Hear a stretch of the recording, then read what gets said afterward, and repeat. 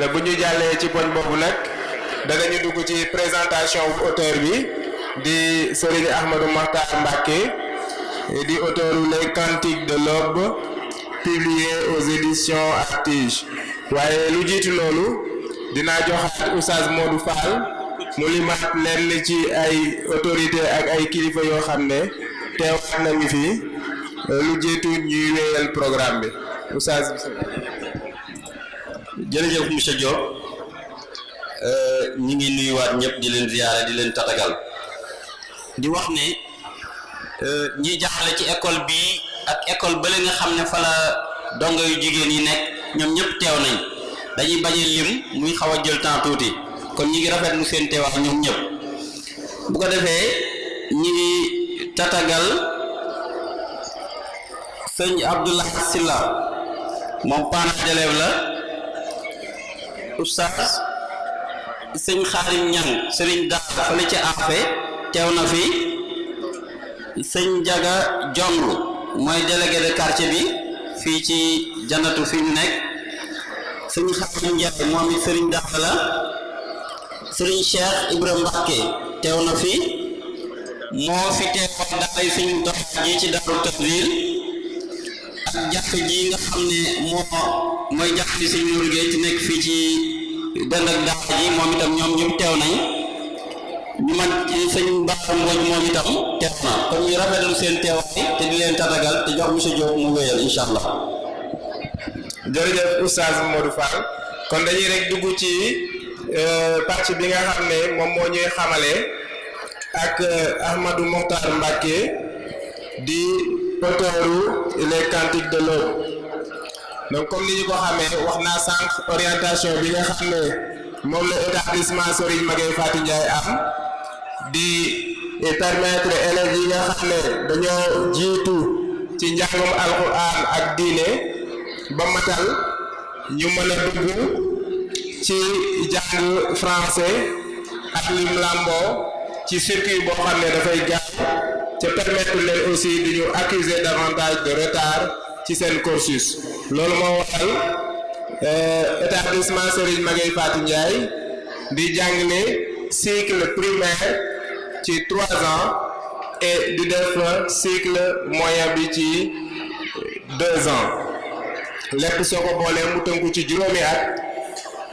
su ma doon wax dama naan kon dinañ sakkanal ci circuit bi yeneen juróomi at puisque boo xoolee dans la formation yaa ngi war a jàng fukki at pour mën a egg ci brevet de fin d'études moyenne alors que fii mi ngi nekk rek ci juróomi at loolu moom mooy at mu nekk élève bi dina def ñaari classe loolu boo ko xoolee day tax ñi nga xam ne jàng nañ alxuraan soo ko ñëw fii dinañu mën a am BFEM ci âge boo xam ne âge bu yam la ak bi nga xam ne ki nga xam ne dafa jóg rek dem jàngi français donc comme ni ñu ko xam ne Serigne Ahmadou Mokhtar Mbacké nga xam ne moo bind tey les Cantiques de l'Aube moom ni ñu ko xam ne doomi soxna la ñuy bokk ci famille wu Khadimu Rasul juddoo fii Touba yaroo fii màggee fii nekk yi doomi soxna yëpp dem jàngi alquran ba wattu ko ginnaaw bi mu wattoon alquran ci la ñëw nag dugg ci école bii di établissement Serigne Magaye Faty Ndiaye bu njëkk dañ daan xalaat ne boo demee jàngi alxuraan ba mokkal yaa xam sax mën ngaa bañ a mokkal waaye boo ko defee yenn at yi rek dañuy jàpp ne jàng français wéy na ci yow loolu nag moo tax Serigne Nourou Gueye le mudir al-am comme ni ma koy waxee imaginer circuit boo xam ne loolu comme ni ma ko mën a waxee ci tubaab c'est révolu maanaam solution am na ci la noonu la Ahmadou Mokhtar Mbacké duggee ci établissement bi depuis CICP C1 C2 CM1 CM2 ñu présenté ko examen CFE ak entrée en sixième mu jàll ñaar yëpp daal di dem ci collège def sixième cinquième def quatrième troisième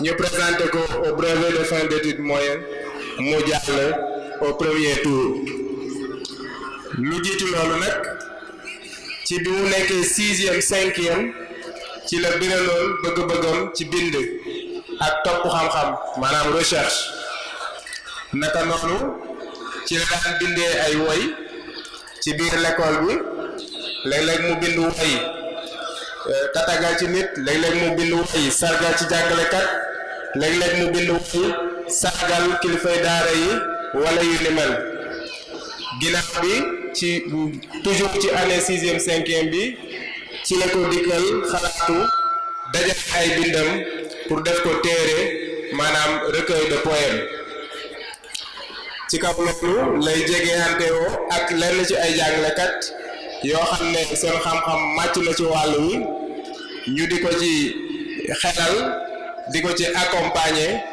ba mu am manuscrit boo xam ne toll na ci juróom-ñaar fukki poème maanaam 70 poèmes mu soog a nag xalaat édition maanaam publier ko xamale ko ak àdduna ci noonu ci ñuy ci 2021 ci at mi mu war a defee brevet de fin d'études moyennes ci la ko les éditions Artige sélectionné gis ne ay bindamkat ay la yéwén war nañ ko mën a fësal war nañ ko mën a tëgg téere war nañ ko mën a génne loolu mooy yóbbu tey ci cérémonie bii ñu nekk muy xamle nit ñi ak Ahmadou Mokhtar Mbacké waaye xamle ak nit ñi itam téere bii tudd les cantiques de l'aube les cantiques de l'aube nag téere la bu nga xam ne li mu ëmb ci maanaa bari na ñi nga xam ne xaw nañu màcc tuuti ci wàllu poésie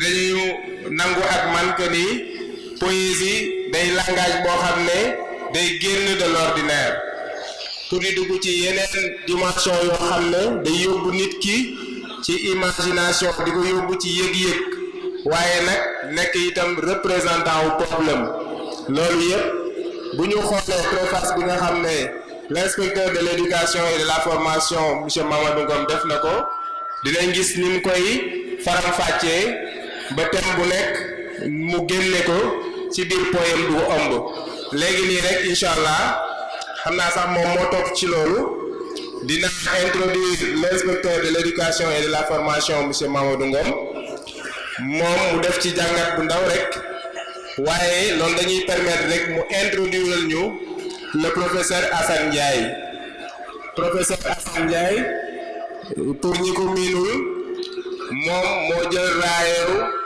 jàngalekat bi gën a xarañ ci Afrique sowu jant maanaam le meilleur enseignant de l'Afrique de l'Ouest moom lañu ko décerné le professeur Assane Ndiaye il est avec nous ce soir donc professeur nous profitons de l'occasion au nom de tout l'établissement Serigne Magueye Faty Ndiaye pour vous présenter nos vives félicitations et vous signifier aussi toute notre fierté qui se résume en un seul mot, Djambarga. Vraiment être distingué meilleur enseignant de l'Afrique de l'Ouest, c'est pas donné à tout le monde. Donc professeur, félicitations encore une fois. Et merci aussi de nous honorer de votre présence dans cette cérémonie qui revêt quand même pour nous une importance capitale. Donc ci loolu rek laay dugalee l'inspecteur de l'éducation et de la formation monsieur Mamadou Ngom mu sànni ci ay kàddu yu gàtt rek su noppee introduire ñu aussi le professeur Assane Ndiaye nga xam ne moom lii ñuy def mooy spécialité am d'abord waaye fes na ni moom moo gën a xarañ ci wàllu yu ñëpp kon suñu ndaje mi wax dëgg yàlla ndaje la moo xam ne mu kawe la puisque ki gën a xarañ ci wàllu wi ci jàng ak jàngale mu ngi ak ñun ce soir te moom moo ñuy jàngatal téere bi ak thèmes yi nga xam ne yëpp Ahmadou Mbacké relevé na ko ci biir téere bi inspecteur bismillah. Muhammad sallallahu taala alayhi wa sallam tey ñaan suñu borom yàlla bu mu dañ di dotti leeram ak tawfeexam ci Mawlana Cheikh Ahmad Bamba.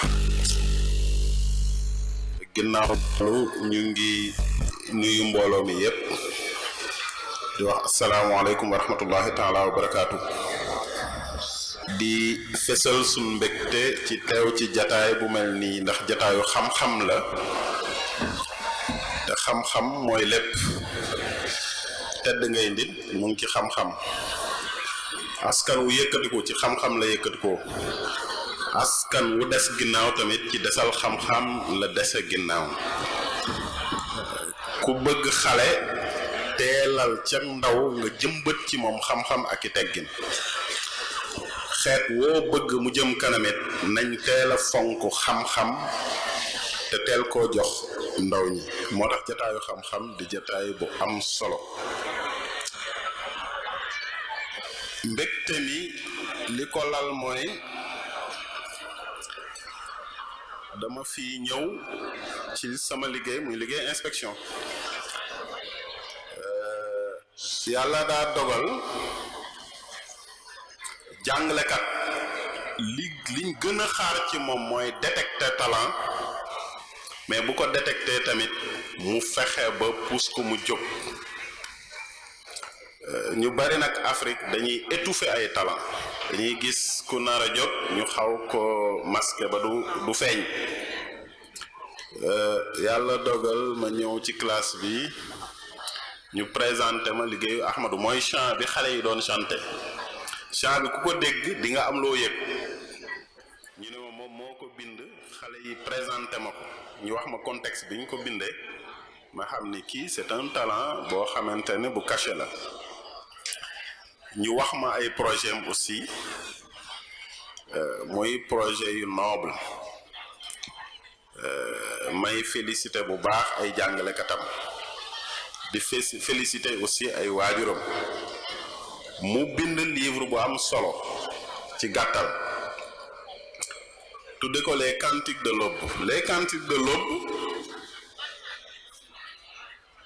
titre bi rek da koy delloo ca daara ja nga xam ni li ñuy wax ndongo daara une fois ndongo daara toujours moo ko dal boo xasee doon ndongo daara foo mën a yegg boo demoon ba doon président de la république tamit sa ndongo ngay gën a tiitaroo ndax livre bi bari na ay titre waaye dafa tànn les cantiques de l'aube tudde ko livre bi les cantiques de l'aube nag daf cay fàttaliku ci poème ba ko tudd daara ja nee na mu ngi ciy fàttaliku bu nekkaan daara ja ci fajar yi njàngum alxuraan mi nga xamante ni seen baati xale yi di baat yu neex ñu ngi koy yëkkati daara ji di riir leer boobu nga xamante ni ñëwagul mu ngi leen di nax di yër te ak seegul ñoom ñu ànd ak moom di tari alxuraan muy dugg ci seeni xol loolu titre boobu la tànn di ci way moment yooyu nga xamante ni da koo dundoon mu tudde ko téere bi waaye téere bi di téere boo xamante ni dafa traversé aussi thèmes yu bari wax naa ko ci préface bi te loolu tamit plaisir la honneur la ma def ndax moom moo sonn coonaam moo ko ay jàngalekatam ba bind téereem kon bu ñëwee ni ma defal ma préface dafa def ak njàmbaaram bëgg ma cee taqal loolu nag c'est un honneur pour moi dama ko ciy remercier ndax ku lire livre bi rek di nga gis Mamadou Ngom inspecteur tey man defuma ci dara kon loolu Ahmadou maa ngi la ci sant bu baax thème yu am solo abordé na ko ci ndax boo jëkkee thème bi jëkk bi gën a dominant mooy diine point lii recueil bi ku ko lire rek da nga xam ne ku am diine mooy wax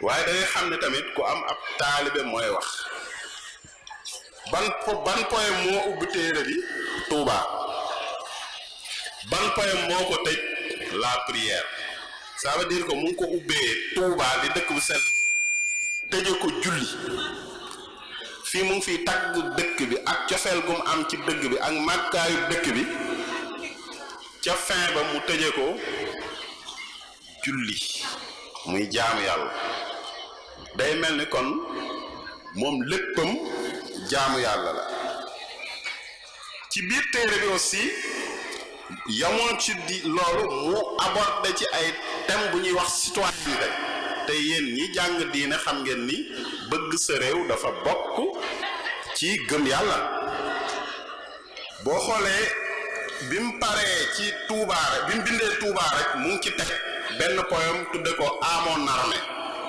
maanaam di tagg armée réewam avance en avant encore en avant c'est l'apanage des lions c'est l'apanage des hommes chapeau à mon armée la dame infranchissable foofu laa ci yem mais lu gudd la ndax poème léeg-léeg ki ko bind moo ko gën a mën a déclamer moom bu joxee ton bi mooy xam rythme bi nga xamante ne buñ ko ci waxee ku ko dégg yëg ko ndax poème du luy wax ak ay bët poème ay nopp lay waxal mais buntu la mais xol la gën a waxal. am na thème bu mu abordé aussi mooy li may tuddee le royaume d'enfance maanaam ay pàttaliku yoo xamante ne mu ngi koy pàttaliku ak ndawam waaye foo déggee royaume d'enfance ci moom daara ja rek la koy delloo ndax ak ndawam mu ngi ko jaare ca daara ja évoqué na tamit la nature maanaam jaww ji te loolu defe naa professeur Assane mu ngi fi daf ñuy yóbbu ci benn genre courant littéraire bu ñuy wax le romantisme nga xamante ni ñooñu dañuy ñëw di tagg nature bi da ngay gis am na foo xamante ni le soir mu ni mon soir quand l'or baigne le ciel le doux soir de la nature arrive ñi jàng ay figure de style ak yooyu da ngay xam ni quand l'or baigne le ciel c'est une métaphore. Il compare implicitement la couleur du ciel au soir à de l'or.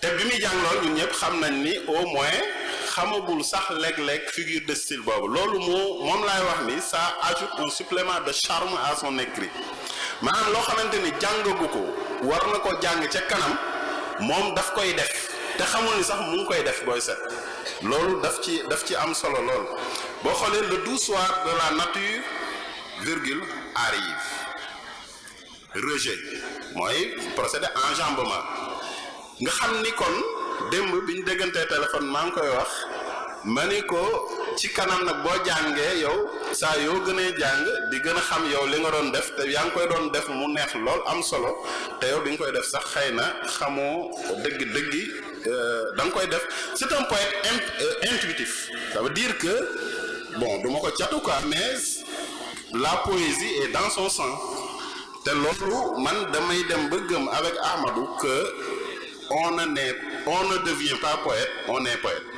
ngay juddu yàlla def ko ci yow mais nag buñ xamee fi mu bokk aussi defe naa sama benn xarit da doon wax ni Touba xale yi li tax ñu mën a taalif borom kër bu ne la man ba ràññeeku ca ay goneem moom la ñuy fooye xam nga le champion en terme d'écriture le champion de la plume chez Cheikh Ahmad Bamba kon ay goneem bu ñuy foy ci poésie lu yell la yamu ci wax na ci la mort ci poésie aussi l'art d'une manière générale mooy fekk lu ñaaw mu rafetal ko mooy fekk lu ñu ragal mu soppalu ko xam nga dee buñ ko waxee rek gars yi duñ bëgg a jaar sax ci digg bi même nu ne dinañ ko waxee faatu na làqu na wàcc na liggéey ñibbi na guddee na bu dee ci français il est décédé il est retourné il a fait le grand saut il a cassé sa pipe il a avalé son bulletin de naissance tout ça pour ne pas dire il est mort parce que dañ ko ragal c'est une réalité redoutable mais avec l'art on peut rendre beau ce qui ne l'est pas dans la réalité on peut rendre aimable ce qui ne l'est pas dans la réalité moo tax wax na ci dee wax ci dund la vie wax ci la liberté waaye yamu ci critiquer na société mi maanaam loolu tam lu am solo la ci plume maanaam jafe-jafe ak yàqu-yàqu yi am sa jamono nga teg ci sa baaraam attirer ci attention pour ñu mën ko corriger loolu bu dee xale bu nekk moyen moo koy def dina yaakaarlu lool kon damay tëj rek ci wax ni Ahmadou daal téere bi man dama ko comparer à un collier en perles précieuses collier la benn càq boo xamante ni poème yi mooy perles yi poème boo jël rek day mel ni benn perle urus la loolu nag da nga ko jëlee sa maam rek parce que moom silkul jawaaxir boo xoolee moom tamit c'est un collier en perles précieux nga xamante ne ay conseil la cay def tegle ko nii boo jël rek muy gànjar goo xamante ni mën nga koo jariñoo mu nekk nag kon exemple ci xale yi ngeen xam ni kon c'est possible mën na nekk ngeen continuer di jàng di lii li Ahmadou def ku góorgóorlu war nga ko mën a def waaye nag yéen a ko joué léegi dama leen koy wax léeg-léeg bu ma fi ñëwee ku bëgg xam-xam faaw nga muñ lu bari loolu tam di lu am solo baneen point bi may daaneele mooy Ahmadou dafa layal ni système éducatif classique bi du moom kese mooy système biñ mën a jaar pour réussir nit mën na dem daara jàng alxuraan ba wattu ko jàng téere xam-xam yi ñu yar ko mu ñëwaat ci école bi jàng ci bu gaaw xam fa la ay moroomam xam te du ko yàqal dara ci diineem kon loolu day interpeller sax état d'une manière générale ci nii mën nañ gën a mën a xalaataat nag nu ñuy diversifier offre éducative bi kon maa ngi wàcce foofu sama kàddu di santaat ñëpp di gërëmaat ñëpp wasalaamualeykum wa rahmatullahi taala wa barakatu.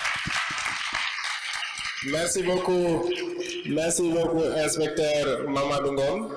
Je pense que ni mu jàngatee téere bi solo si téere bi yëpp mën nañ ko ci ràññee waaye damay jox le professeur Assane Ndiaye bi ma tudd sànq moom itam mu rebondir ci jàngatal ñu téere bi ci biir ak li mu ëmb ndax comme ni ko inspecteur junjee du sax junju parce que leeral na ko poésie moom wax la joo xam ne ci nopp lay jaar mais xol lay waxal ñi nga xam ne nag am nañ flair wu yëg mbindum poésie ñi di les spécialistes à chaque fois bu ñu ko jàngatee dinañu ci mën a génneel loo xam ne comme ni ko inspecteur waxee sànq bindkat bi sax xëy na moom da koy jéggi donc ci loolu rek laay dugal le professeur Assane Ndiaye moom itam mu indi ñu jàngatam ci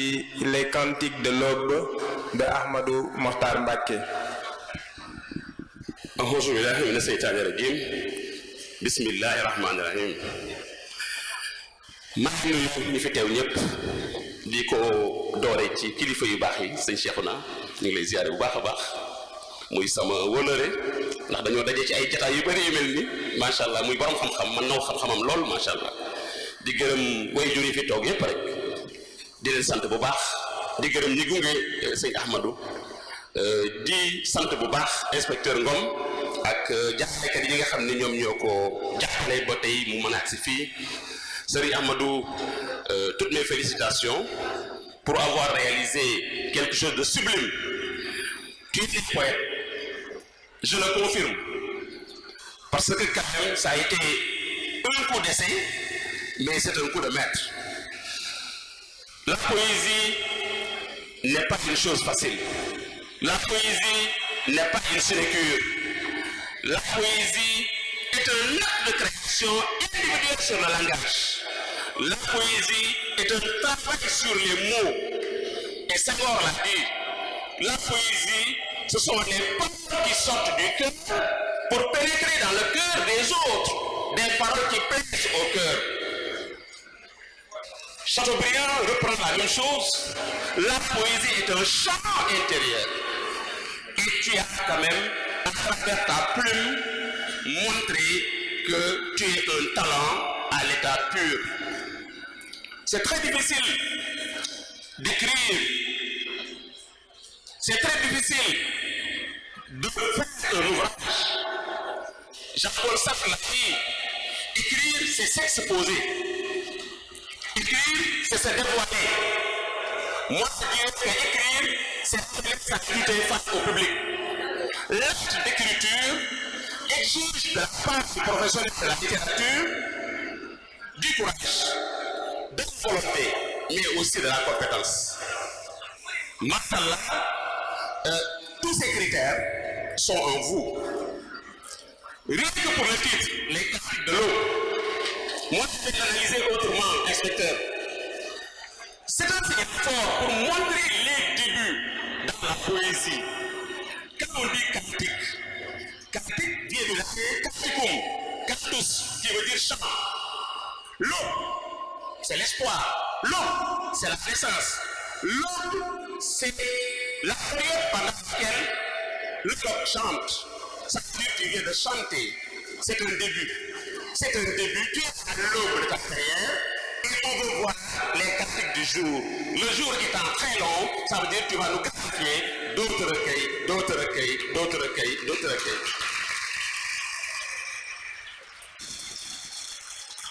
Je vais analyser sur 4 angles. Le premier angle, ce sont les sources d'inspiration. L'écriture n'est pas ex nihilo. On ne se lève pas pour écrire. Quand on écrit, on est inspiré par quelque chose. Amadou a été inspiré par lui-même. Il a été la matière première de ses ouvrages. Amadou est au centre de son texte. Parfois, quand vous le voyez utiliser le pronom je, ça veut dire qu'il est au centre de ce qu'il dit. Il est une source d'inspiration à travers des poèmes comme les cantiques de l'eau, à travers des poèmes comme l'école. Voilà. Là, il utilise je, c'est une façon de montrer qu'il est en train de dérouler une expérience, un vécu qu'il veut mettre, donc, qu'il veut étaler sur le grand public. Donc, la source d'inspiration première, c'est le poème lui-même. Deuxième source d'inspiration, c'est son environnement immédiat, mais aussi son environnement lointain. Quand il aborde les questions de la nature, comme vous l'avez si bien dit, quand il aborde le temps, quand il aborde les activités sociales, quand il aborde la religion, ça c'est son environnement immédiat, c'est son vécu dans une société, mais aussi il va très loin pour sortir de l'immédiat pour aller même dans un cadre un peu lointain où il s'adresse à un voyageur qui doit aller à l'Occident, où il s'adresse aux Africains. Là vraiment il quitte son environnement immédiat pour aller le plus loin possible. Deuxième source d'inspiration. La troisième source d'inspiration, c'est cette source que je retiens le plus. Amadou s'est inspiré des textes profanes et des textes sacrés. C'est ça qu'on appelle l'intertextualité. Amadou a développé une technique littéraire qui ne connaît même pas, inspecteur Ngom, qui s'appelle l'intertextualité. Ça veut dire le gars des textes. Ça a été l'œuvre des formalistes russes, comme Mikhail Bakhtin. Ça veut dire les textes entretiennent un dialogue. Il faut beaucoup lire pour pouvoir dialoguer avec les autres. Et Amadou l'a réalisé de fort belle manière. Et Montaigne au XVIe siècle l'a déjà dit, nous ne faisons que nous entregloser. Ça veut dire nous ne faisons que nous répéter les uns les autres. Et on a ajouté que tout texte est un tissu de citation. Ça veut dire que tu as lu l'œuvre de Mouroungom, tu as lu l'œuvre de Mouché Seck, tu as lu l'œuvre de Seigne Cheikh Nabaké, tu as lu l'œuvre de Cheikh Amadou Bamba. Ces différentes lectures t'ont donné de la matière pour pouvoir bâtir ton œuvre. Alors c'est ça la dimension intertexte. Et pour prouver cela, si vous prenez les araignées, un poème qu'il a rédigé, vous pouvez ouvrir les araignées, M. Gom. Les araignées, dans ce texte, on peut penser à David Diop. Je ne sais pas si tu as fait David Diop. Les vautours de David Diop, c'est exactement la même chose. C'est un plaisir intellectuel extrêmement rigoureux et dynamique. Les vautours de David Diop, mais ce sont les araignées. Si vous prenez également aussi les hypocrites, c'est toujours David Diop avec le renégat. Là, il y a un dialogue entre toi et David Diop. Je ne sais pas si tu connais David Diop ou non, mais j'ai senti quand même un dialogue entre David Diop et Ahmadou Mbacké. Si nous prenons également aussi le prophète Mohammed P. sur lui, le texte que tu as fait sur le prophète, ça veut dire que tu as lu quelque chose. Tu l'as lu quelque part. Moi, j'ai pensé à Jazboul Khoulo. Ça veut dire comme tu as appris le Coran, tu as lu les Hassidas, tu as eu de la matière pour pouvoir transformer ceci. Et pour vous dire, Si vous voulez être un grand écrivain, si vous voulez être un grand poète, il est obligatoire de lire. Et c'est un message que je lance aux élèves. Mënuloo wattu xam-xam te doo nafar. Mënuloo wattu xam-xam te doo lire. Et Platon l'a dit, inspecteur Ngom, la lecture est la source du savoir. La lecture est à l'esprit, c'est à la nourriture et au corps. Mon ami Ndiobène boo lekkul da ngay daanu léegi soo lekkul lekk daanu kon nag booy wattu xam-xam te doo lire jàppal ni dafa mel ni yaa ngi bind ci am ndox. Dara mënu koo remplacer. Dara mënu koo wuutu. Bu ngeen gisee niveau yi dafa nit ñi nangootuñoo lire ndax ñun ci lii lañ nekk internet ñun ñi nga xam ne am nañ chance def ay master def université jàng mu kawe soo ko dugg ci li ngay bind duñ ko xool ndax internet ku ne fay dugg loola neex nga wax kenn du ko dëggal internet kenn du ko dëggal moo tax nag boo bëggee bind mu wér da ngay dellu ci téere yi boo dellu ci téere yi fa la xam-xam ba di balle fa ngay amee cislaay ak kattan pour mën a defar lu baax moo tax ci génne intertexte muy Julia Kristeva en 1969 dafa ne le texte se construit comme une mosaïque de citations. Il est absorption et transformation d'un autre texte. Ça veut dire booy bind dafa mel ni da ngaa dem gëstu fee dajale soo dajalee nag le mérite mooy tu as l'art de la formule comme disait Boileau. Ahmadou Mbacké a l'art de la formule. Ça veut dire tu vas faire un travail d'alchimie, un travail de fabrication, un travail qui t'a permis de réaliser une œuvre authentique. Voilà une œuvre authentique que tu as réalisée. Alors, pour vous dire, Cheikh Ahmadou Bamba, si vous prenez les itinéraires du paradis, Massalikul Jinaan, chaque fois il fait un protocole énonciatif, Cheikh Ahmadou Bamba, pour dire le texte que je vais écrire. J'ai lu, par exemple, Al-Daïmani, j'ai lu Al-Sanoussi, j'ai lu, plus mon expérience propre, tout ceci m'a permis de réaliser le texte authentique qui est en face de vous. Un intellectuel doit s'ouvrir. Un intellectuel doit consulter le maximum de documents possibles. Et vous l'avez réalisé de fort belle manière. Donc là, vraiment, c'était les sources d'inspiration. Alors, dans le livre aussi, Les Cantiques de l'Aube, c'est de la poésie pure. Mais cette poésie nous a permis de visiter tous les genres poétiques. Tu as écrit sans savoir que tu as touché à tous les genres poétiques. Mamadou Ngom l'a dit tantôt, il y a une poésie didactique. Ça veut dire quand vous lisez les Cantiques de l'Aube, on apprend beaucoup.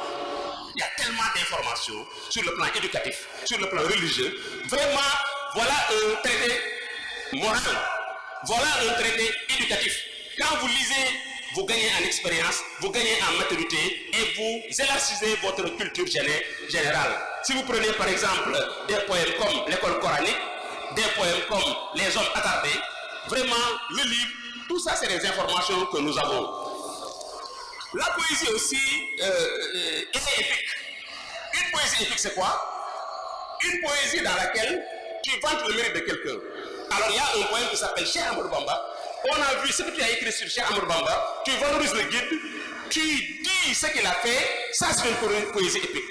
Quand vous écrivez pour montrer quelqu'un, pour le valoriser, c'est la poésie épique et vous l'avez si bien réalisé.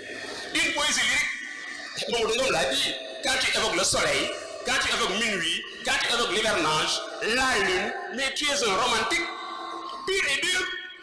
Mais le romantisme c'est l'expression des sentiments personnel, ça veut dire que tu as laissé ton cœur se déverser, tu as été vraiment un véritable romantique à la manière de Hugo, à la manière d'Alfred de Musset, à la manière d'Alfred de Vigny, à la manière de Lamartine, avec des images fortes.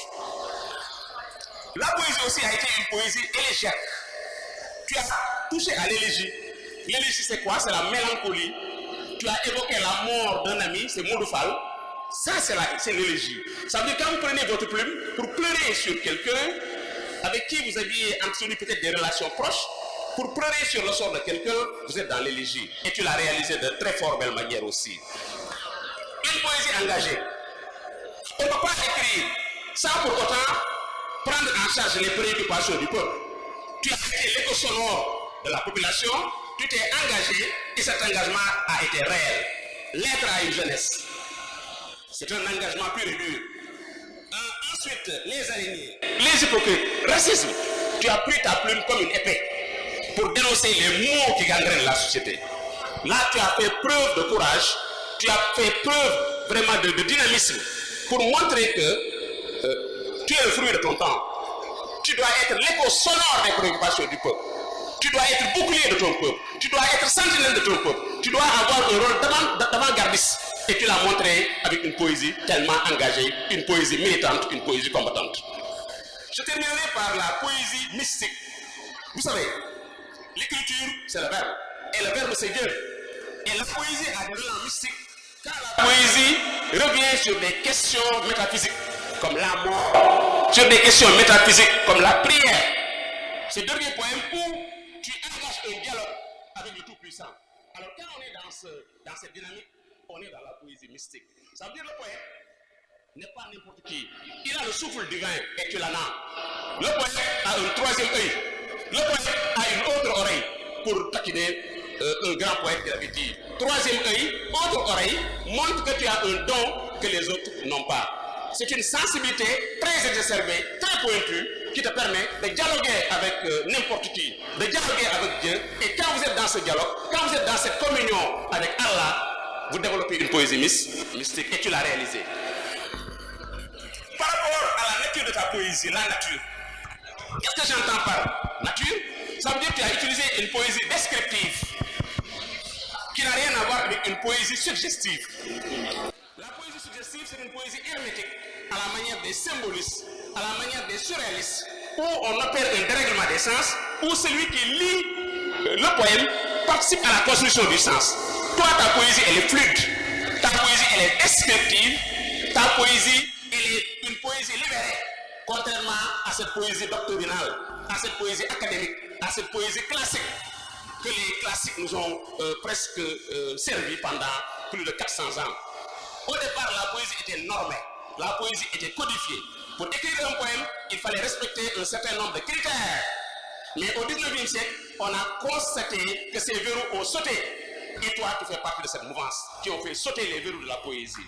La poésie, ce n'est pas le rythme seulement, ce n'est pas seulement la rime. La poésie, ce n'est pas seulement la métrique. Mais la poéticité réside dans le choix des mots. La poéticité réside dans les sonorités, assonances, allitérations. La poésie réside dans le rythme. Et ces aspects ont été respectés. Et les images ont été fortes.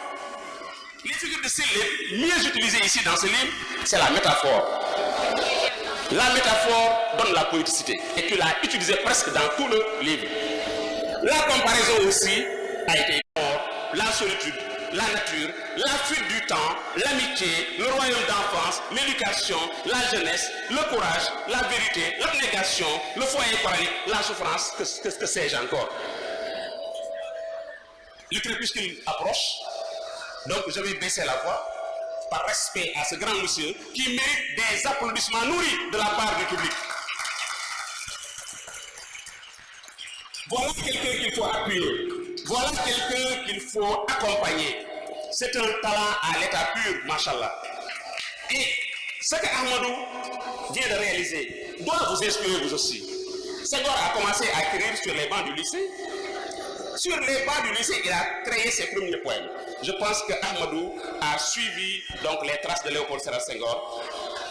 C'est sur ces mots-là que je vais remettre le micro à M. Diop. Je voulais être exhaustif. Je ne suis pas en forme. C'est la raison pour laquelle je n'ai pas été trop prolixe. Je remercie également tout le monde pour les prières, pour le grand prix du chef de l'État, pour le top 50, pour le prix de l'Union africaine. Tout Touba est derrière son fils. Et vraiment, ça c'est un mérite que nous partageons. Merci beaucoup et bien sûr à tout le monde. Merci beaucoup au professeur Assane Ndiaye. Merci à son éminence. Nous saluons la pertinence de M. Ndiaye, qui a su démontrer quand même que le titre de meilleur enseignant de l'Afrique de l'Ouest n'est pas démérité. Il mérite amplement donc le soutien qui lui a été apporté par toute la population de Touba. Nous saluons vraiment la pertinence de l'intervention. Nous saluons aussi le travail qui a été fait sur l'œuvre. parce qu'à l'entendre parler, nous sentons qu'il a su parcourir le livre de fond en comble. Ce n'est pas une chose aisée. Il s'y ajoute, comme il l'a dit, qu'il n'est pas au meilleur de sa forme. Donc, M. Ndiaye, nous vous félicitons encore au nom de tous les enseignants de l'établissement Serigne Maguette Faty Ndiaye. Nous vous félicitons aussi pour le prix que vous nous avez apporté à nous tous enseignants, à nous tous corps enseignants du département de Mbacké et de la ville sainte de Touba. Merci encore une fois et de la présence aussi. Kon ñu wéy liggéey bi jox kàddu ki nga xam ne moom moo bind téere bi di les cantiques de l'aube moom itam am na kàddu yoo xam ne bëggoon na ko biral ci bés bi di Ahmadou Mokhtar Mbacké moom la ñuy bokk teewlu ñun ñëpp. Je venais pour la première fois dans cette école et je venais véritablement de découvrir les premières lettres de la langue de Molière. C'était merveilleux. Mesdames, Messieurs, chers invités, autorités, enseignants, parents d'élèves et élèves, c'est avec un grand plaisir que je souhaite à tous la bienvenue dans ce lieu emblématique. Je dirais que personne ne peut imaginer combien de fois je suis ravi. Comme on le dit en français, aux âmes bien nées, la valeur n'attend point le nombre des années. Voilà une phrase qui doit conduire tous les apprenants à stimuler leur réflexion sur le papier. C'est pourquoi, voulant rompre ce complexe notoire qui nous a longtemps empêchés de parler ou d'écrire en français, j'ai commencé à m'y exercer depuis tout petit.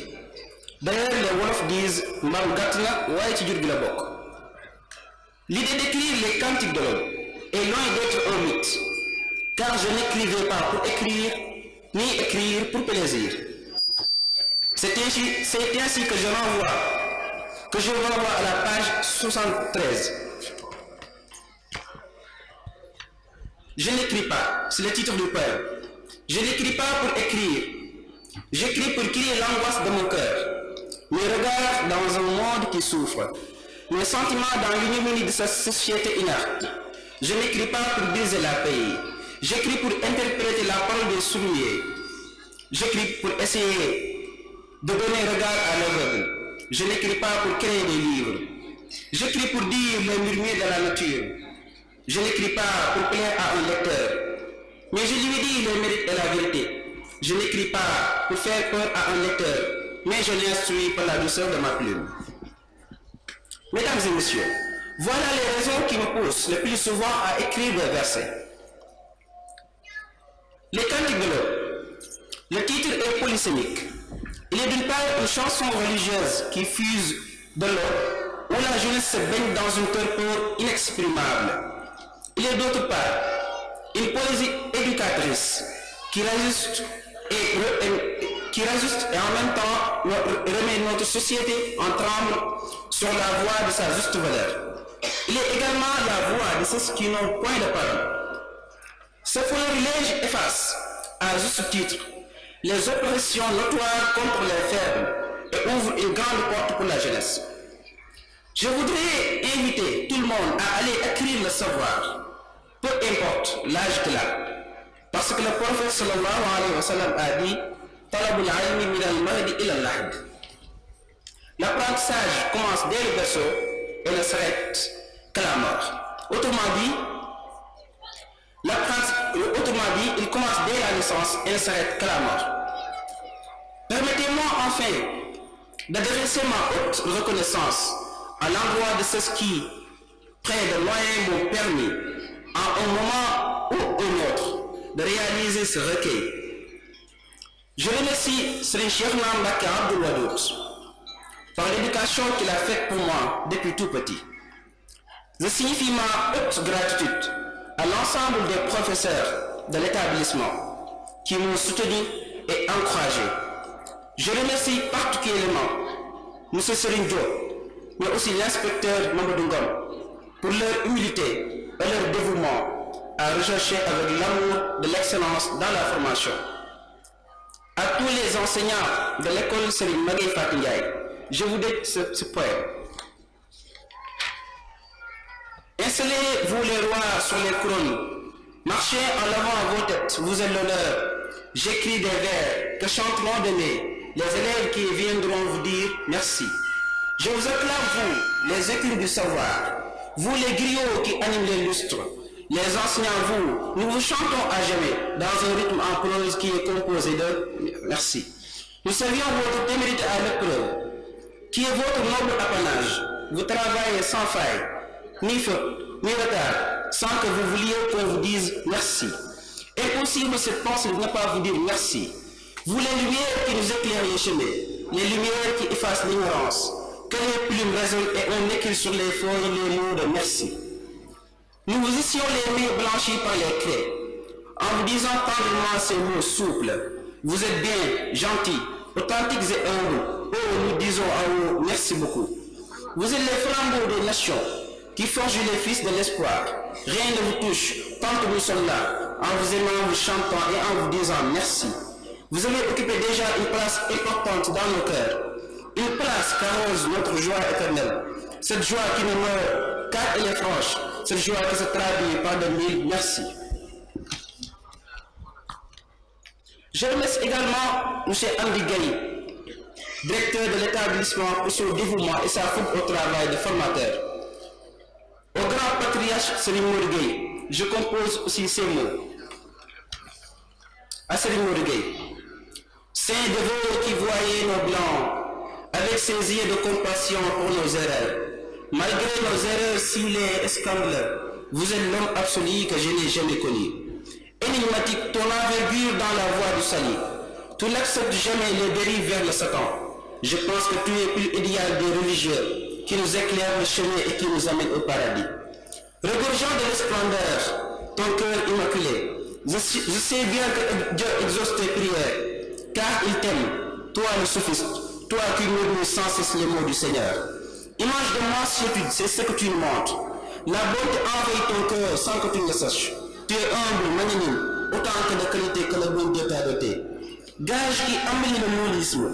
Tu brilles devant les prédécesseurs de Bamba. Bamba est content de toi. Toi l'éclair, toi l'océan qui renverse les gants. Noble ton métier d'enseignement coranique, qui répond parfaitement avec cette doctrine. Tu peux dire Alhamdulillah, ton fardeau est fini, tous les fils de Bamba t'ont remercié. Élément du prophète qui a bâti l'islam, je te vois complet à l'échelle des grands, les grands hommes, que le Seigneur t'honore, que le Seigneur honore, que le paradis sera ta demeure céleste.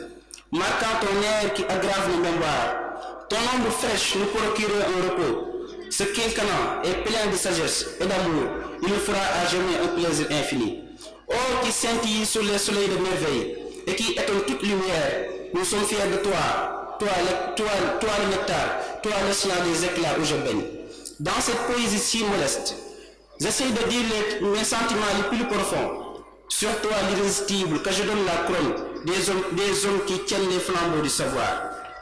Oh le grand homme, ta vie est importante, elle est comme de l'eau pour les assoiffés. Tu forges et nourris ce qui est plus essentiel, qui est l'âme purifiée qui va en paradis. Unanime tes idées faisant le bonheur, unions-nous pour dire tes gloires, nous estimons Serigne, tu nous combles de ta chaleur, que ton âme reste à séduire la terre. Wa alaykoum salam wa rahmatullahi wa barakatuh.